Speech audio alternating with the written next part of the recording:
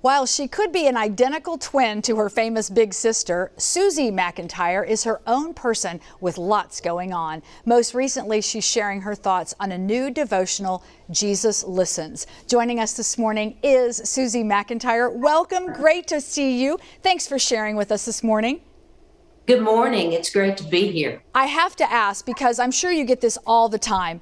You favor Reba so much. Has it been that way your whole life?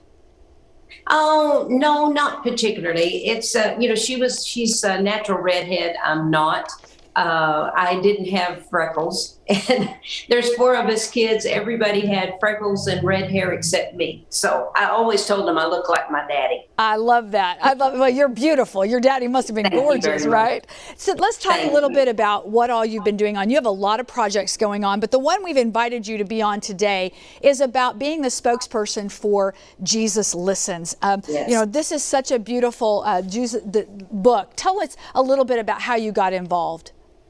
Well, my husband and I, Mark Eaton and I, we have been doing work for Jesus Calling quite a bit for their podcast, sharing our stories. How we got together as man and wife through him being in Washington and me being in southeastern Oklahoma. And we developed a good relationship with the people there. And so they said, well, you know what, your country, and we'd like to have you on the network of Circle TV. And you be the host for Jesus Calling Stories of Faith. So I did that, and we completed the 12 episodes. And then here comes Jesus Listens, Sarah Young's newest book. And so they said, would you want to represent us on media for this book? And I have a soft spot for prayer because of my grandma and what she instilled in me. So I think I have a lot to say, probably more than what we have time for this morning. I know as we were getting ready for this segment, you happened to look in the devotional for this morning's devotion. Share with us what you read.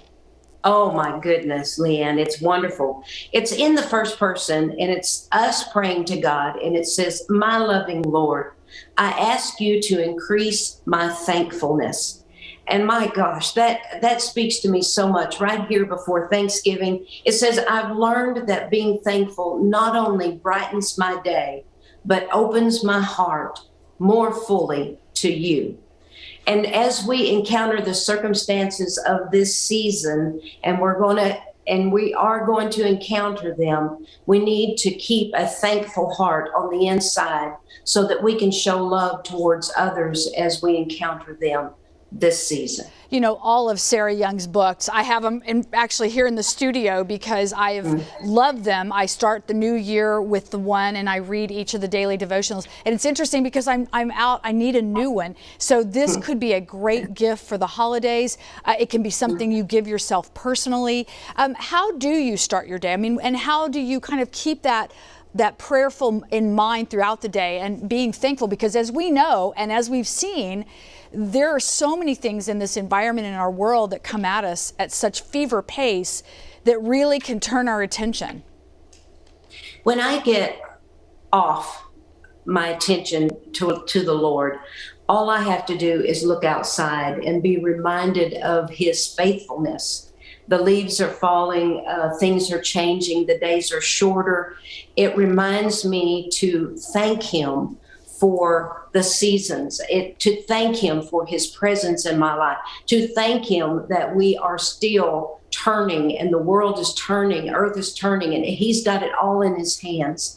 And that's how I keep myself centered, is to look at creation. I'm not a creation worshiper, but I know that God he reveals himself in his creation. So it daily reminds me, because I am so easily taken off track of my eyes upon him. There are way too many distractions in our world today, right? Well, it has been just a true joy to get to visit with you. I love the fact that, you guys have been such a wonderful representative of the state of Oklahoma.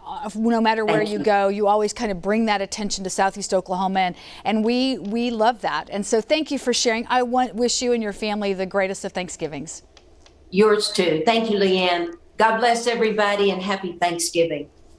Now, I just want to remind you, you can get Susie's books anywhere books are sold. And of course, that's Sarah Young's book, and it's Jesus Calling, Jesus Always, and then the most recent one, Jesus Listens.